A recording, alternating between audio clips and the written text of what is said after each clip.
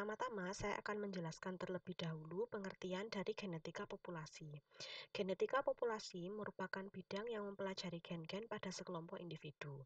Genetika populasi mempelajari variasi alel antar individu, transmisi varian alel dari induk ke keturunan antar generasi, dan perubahan sementara pada kondisi genetik akibat tekanan evolusi yang acak dan sistematis. Nah, pada genetika populasi, bidang-bidang kajiannya meliputi gen-gen mana yang akan disalurkan seiring dengan waktu, kemudian pengaruh faktor-faktor seperti kesehatan, kekuatan, kemampuan reproduktif, dan pemilihan pasangan kawin terhadap jalur penurunan genetik, kemudian pengaruh migrasi terhadap komposisi genetik, keanekaragaman genetik yang meliputi ukuran populasi dan pengaruhnya, serta evolusi komposisi genetik. Nah, pada genetika populasi ini dipelajari teori tentang frekuensi alel. Nah, frekuensi alel kemudian frekuensi genotip itu adalah skala-skala ukuran yang mendefinisikan variasi genetik. Nah, di sini kita akan mencoba menjelaskan memperkirakan frekuensi alel seperti apa caranya. Nah, contoh frekuensi alel pada golongan darah tipe MN.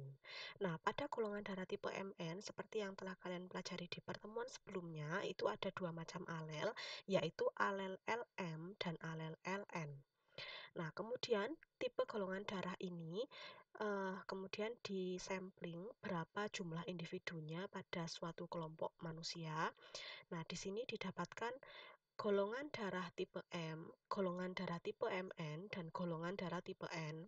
Di sini dituliskan golongan darah M itu memiliki genotip LMLM, golongan darah MN memiliki genotip LMLN, sedangkan golongan darah N memiliki genotip LNLN.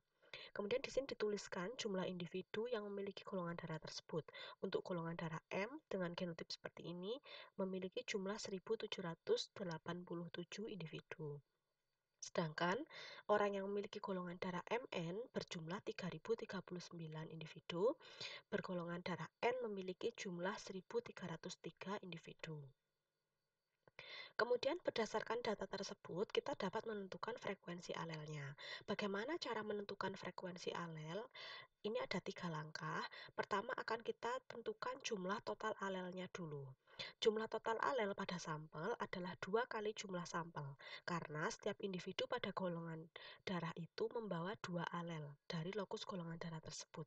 Jadi, untuk jumlah total alelnya, karena di sini ada 2 macam alel, yaitu LM dan LN, ini dikalikan 2, dan setiap individu itu kan diploid ya, memiliki 2 alel yang dibawa. Nah, jadi untuk jumlah total alelnya itu jumlah individu dikalikan 2, yaitu 12.258 alel. Kemudian langkah kedua, kita tentukan berapa frekuensi alel LM. Untuk menentukan frekuensi alel LM itu adalah 2 kali jumlah individu homozigot LM-LM ditambah jumlah individu heterozigot LM-LN dan dibagi dengan jumlah total alel. Nah, mengapa alel LM-nya itu dikalikan 2? Karena untuk orang bergolongan darah M ini kan memiliki 2 alel LM-LM. Nah, seperti ini. Jadi, jumlah 1787 ini dikalikan 2. Ditambah dengan jumlah individu heterozigot karena dia hanya memiliki 1 alel LM. Jadi, ditambah dengan 3039 dibagi dengan jumlah total alel yang telah kita dapatkan di perhitungan langkah pertama. Nah, didapatkan frekuensi alel LM ini 0,5395. Nah, ini kita simbolkan dengan P. Kemudian langkah ketiga adalah menentukan frekuensi alel LN. Caranya sama seperti untuk alel LM, cuman ini yang diselidiki adalah alel LN. 2 kali jumlah individu homozigot LN-LN ditambah jumlah individu heterozigot dan dibagi dengan jumlah total alel. Jadi caranya sama. Jadi untuk alel LN-LN ini 1303 dikalikan dengan 2, kemudian ditambah dengan 3039 dibagi dengan jumlah total alel. Hasilnya adalah 0,4605 dan ini disimbolkan dengan Ki. Nah, karena LM dan LN mencerminkan 100% alel dari gen yang bersangkutan, dapat dinyatakan bahwa P plus Q sama dengan 1. Nah, ini kan frekuensi ya, jadi jumlah P ditambah Q ini tidak boleh lebih dari 1. Nah, jika kalian jumlahkan 0,5 sekian dengan 0,4 sekian, ini totalnya adalah 1. Nah, kemudian dengan prinsip Hardy-Weinberg, frekuensi genotip dapat dihubungkan dengan frekuensi alel. Nah, kita dapat menentukan berapa frekuensi genotipnya berdasarkan frekuensi alel yang telah kita hitung tadi. Perkawinan acak menghasilkan genotip diploid yang terbentuk dari penggabungan acak, sel telur, dan sel sperma. Nah, ini salah satu contoh bagaimana menghubungkan alel yang diperoleh dari sel telur dan juga sel sperma. Nah, untuk genotip uh, homozigot dominan, heterozigot, dan ini maaf tipe ya, ini adalah homozigot resesif A kecil A kecil, dapat dinyatakan frekuensinya adalah P kuadrat, 2PQ, dan Q kuadrat. Nah, jadi untuk menghitung persamaan untuk frekuensi genotipnya nanti, itu kita dapat menggunakan persamaan seperti ini. P plus Q kuadrat sama dengan P kuadrat plus 2PQ plus Q kuadrat. Nah, frekuensi genotip dan frekuensi alel pada prinsip Hardy-Weinberg disebut sebagai suatu keadaan setimbang. Nah, coba kita hitung frekuensi genotip untuk golongan darah tadi berdasarkan prinsip Hardy-Weinberg. Nah, untuk genotip LMLM, ini kita dapat menghitung frekuensi Hardy-Weinberg untuk P kuadratnya itu adalah 0,5395 kuadrat. Jadi ini untuk frekuensi alel LM yang tadi kita dapatkan P itu dikuadratkan, sama dengan 0,2911.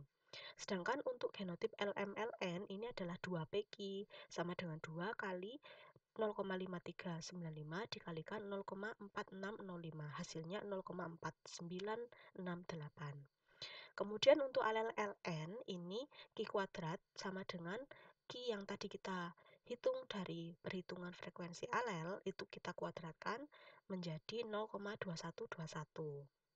Nah, ini adalah frekuensi genotipnya, dan jika semuanya ini dijumlah, itu tidak lebih dari 1. Kemudian, ini kita cocokkan dengan jumlah yang diketahui dari populasi yang sedang kita amati tadi, yaitu ini 6.129 individu. Nah, kita akan hitung untuk orang yang bergolongan darah LMLM, ini memiliki genotip LMLM, 0,2911 dikalikan jumlah total individu yang tadi kita ketahui. Hasilnya adalah 1784. Kemudian untuk LMLN ini 0,4968 dikalikan 6129, hasilnya adalah 3044. Sedangkan untuk alel LN ini 0,2121 dikalikan 6129, hasilnya adalah 1300.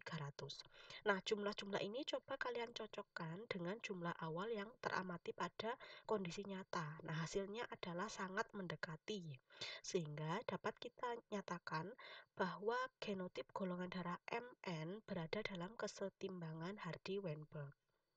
Nah, seperti ini contoh untuk mengaplikasikan frekuensi alel dan frekuensi genotip dalam kesetimbangan Hardy-Weinberg. Kemudian aplikasi yang lainnya ini dapat kita terapkan pada prediksi frekuensi alel dari frekuensi genotip. Jadi nanti biasanya pada soal itu ada menanyakan frekuensi alelnya atau frekuensi genotipnya, dan itu bisa dibolak-balik. Kemudian aplikasi pada gen-gen yang terpaut kromosom kelamin X, kemudian aplikasi untuk gen-gen dengan alel ganda atau multiple alel. Contohnya adalah gen yang mengatur golongan darah A, B, O, seperti yang telah kalian pelajari pada pertemuan sebelumnya. Kemudian, apakah prinsip Hardy-Weinberg ini dapat diterapkan pada semua populasi? Jawabannya adalah tidak. Ada pengecualian atas berlakunya prinsip Hardy-Weinberg. Nah, yang pertama adalah karena adanya perkawinan tidak acak. Perkawinan tidak acak itu menyebabkan berkurangnya frekuensi homozigot. Frekuensi heterozigot berkurang, sedangkan frekuensi homozigot meningkat. Ya. Perkawinan yang acak itu, yang tidak acak itu yang seperti apa? Jadi perkawinan yang tidak dilakukan karena adanya hubungan genetis atau consanguineous mating. Jadi perkawinan yang memilih genotip yang seperti apa yang dipilih seperti itu. Jadi untuk pengecualian yang pertama ini, untuk Hardy-Weinberg perkawinan yang dilakukan harus secara acak karena supaya tidak mengganggu frekuensi heterozigot dan frekuensi homozigot pada alelnya. Kemudian, yang kedua, pengecualian adalah jika ada kemampuan bertahan hidup yang tidak sama. Jika kemampuan bertahan hidup zigot itu berbeda, frekuensi genotip individu yang berkembang tidak akan memenuhi prediksi Hardy-Weinberg.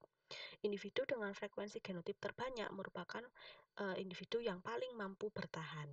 Jadi pengecualian kedua seperti ini. Untuk prinsip Hardy-Weinberg itu kemampuan hidup zigot itu harus semuanya sama. Kemudian yang ketiga adalah terbaginya populasi menjadi subbagian.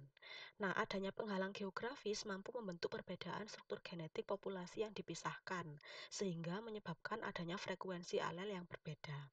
Ini tidak sama dengan prinsip Hardy-Weinberg atau tidak mendukung dengan prinsip Hardy-Weinberg yang menyatakan bahwa frekuensi alel adalah seragam pada seluruh populasi. Yang keempat adalah adanya migrasi. Jadi untuk prinsip Hardy-Weinberg itu supaya berlaku, tidak boleh ada migrasi atau tidak boleh ada anggota populasi yang keluar atau masuk ke dalam suatu populasi. Masuknya gen dari migran atau individu yang masuk ke dalam suatu populasi akan mempengaruhi frekuensi alel dan frekuensi genotip populasi tersebut dan merusak kesetimbangan Hardy-Weinberg untuk sementara sampai perkawinan acak pada populasi tersebut kembali terjadi. Nah, ini contohnya bagaimana adanya migrasi atau penggabungan populasi itu pada frekuensi alel dan frekuensi genotip. Nah, di sini dicontohkan ada dua populasi yang terpisah. Jadi awalnya ada dua populasi, kemudian ada penghalang geografis yang tidak memungkinkan dua populasi ini bercampur. Nah, pada populasi pertama untuk eh, alel A besar ini jumlahnya 0,5, frekuensinya 0,5. Untuk alel A kecil ini jumlahnya atau frekuensinya 0,5. Kemudian untuk populasi yang kedua, alel A besar ini memiliki frekuensi 0,8 sedangkan alel A kecil memiliki frekuensi 0,2. Nah, kemudian dari sini kita dapat menentukan frekuensi genotipnya.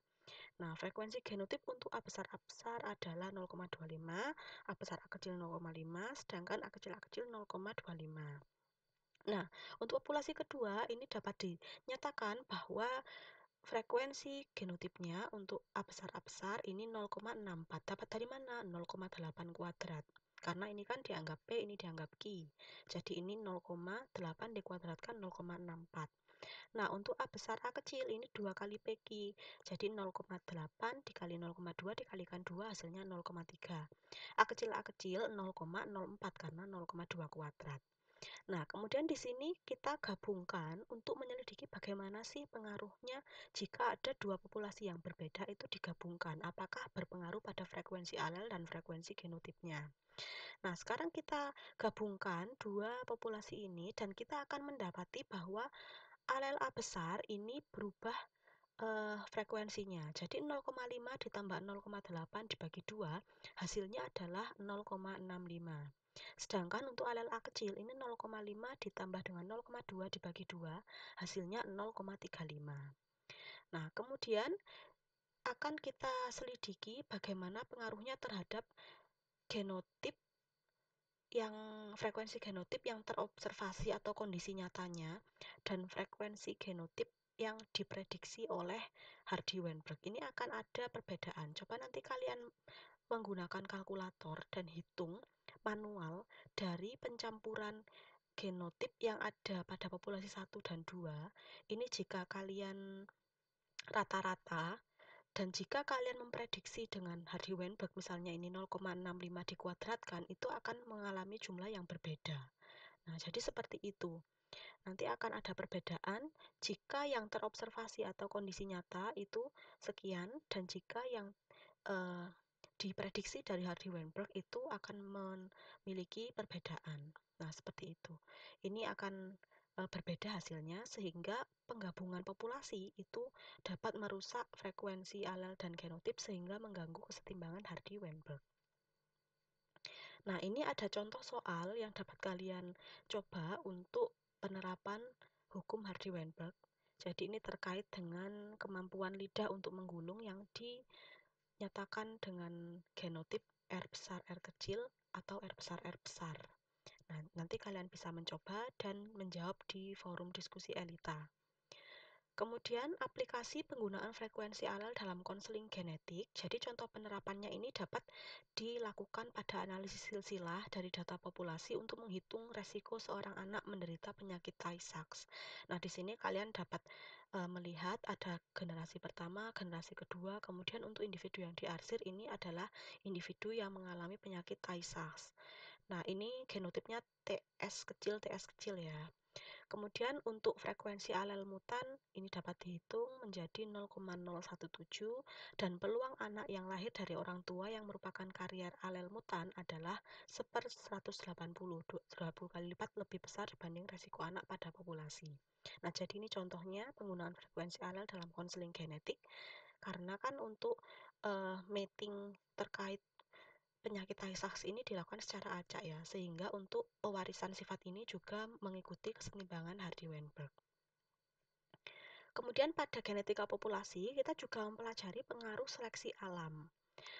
Nah, seleksi alam ini dinyatakan seperti ini. Organisme cenderung menghasilkan keturunan lebih banyak dari daya dukung alam, sehingga maka nantinya akan memunculkan adanya kompetisi. Nah, sifat kompetitif yang paling banyak muncul dalam populasi itu frekuensi alel berubah secara sistematis pada populasi, sehingga karena adanya kompetisi itu, individu yang paling kuatlah yang akan bertahan, sehingga individu yang memiliki sifat kompetitif itu adalah yang berjumlah paling banyak pada populasi. Dan frekuensi alel itu dapat berubah secara sistematis pada populasi karena adanya peristiwa seleksi alam ini. Seleksi untuk kemampuan bertahan dan reproduksi merupakan mekanisme yang mengubah spesies secara fisik dan perilaku. Nah, dalam hal ini kita kenal adanya istilah fitness, yaitu kemampuan untuk bertahan hidup dan bereproduksi suatu populasi, dilambangkan dengan W kecil. Fitness suatu populasi merupakan rata-rata nilai fitness dari seluruh individu. Nah, ini signifikansi fitness rata-rata untuk ukuran populasi sebagai fungsi waktu. Populasi dinyatakan tumbuh, stabil, atau menurun tergantung pada fitness rata-rata. Nah, jadi di sini ada 3 macam populasi. Yang pertama adalah growing population atau populasi yang anggotanya terus bertambah. Ini karena fitnessnya atau kemampuan bertahan hidupnya itu besar. Kemudian yang kedua adalah populasi yang stabil. Jadi jumlahnya seiring dengan waktu itu cenderung tetap karena fitnessnya sama dengan 1 atau fitnessnya itu rata-rata. Sedangkan populasi yang mengalami penurunan jumlah itu dikarenakan fitnessnya rendah. Di sini dinyatakan kurang dari 1. Nah, ini ada seleksi alam dalam level gen. Ini contohnya adalah pada individu ngengat Biston betularia. Ini pada peristiwa revolusi industri di Inggris ya, jadi ada perubahan jumlah populasi yang drastis antara ngengat yang berwarna gelap dan ngengat yang berwarna putih atau terang. Nah, pada awalnya sebelum adanya revolusi industri, ngengat yang jumlahnya lebih banyak itu adalah ngengat yang berwarna terang. Kenapa? Karena jika ada ngengat berwarna gelap ini yang menempel atau hingga pada tumbuhan atau permukaan tembok gitu ya. Nah, ini akan mudah dilihat oleh pemangsa sehingga jumlah ngengat yang gelap ini lebih sedikit.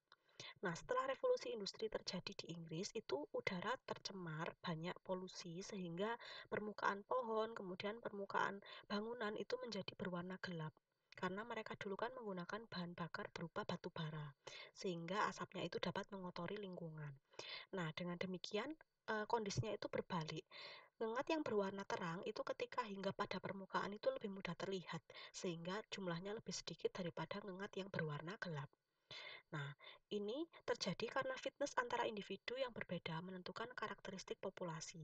Jika suatu alel paling sesuai untuk bertahan pada sebuah habitat, alel tersebut menjadi dominan dibandingkan alel yang lainnya. Namun, dominansi alel dan fitness suatu alel sangat bergantung pada kondisi habitat yang berbeda-beda. Nah, ini menyatakan konsep fitness relatif.